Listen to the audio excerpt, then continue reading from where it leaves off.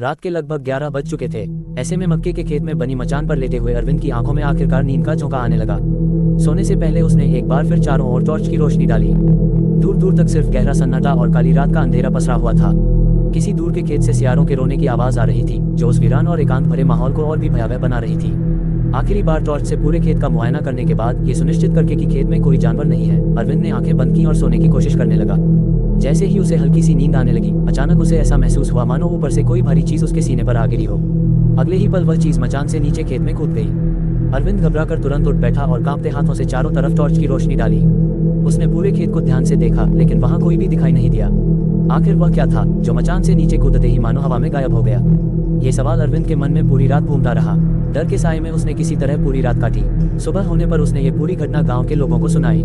उस रात के बाद अरविंद ने कभी भी उस मचान पर रात नहीं बिताई और न ही मक्के के खेत की रात में रखवाली करने की हिम्मत जुटा पाया। तो ये थी अरविंद की उस काली रात की खौफनाक दास्तान। आपको ये सच्ची घटना पर आधारित कहानी कैसी लगी, कमेंट करके बताइए।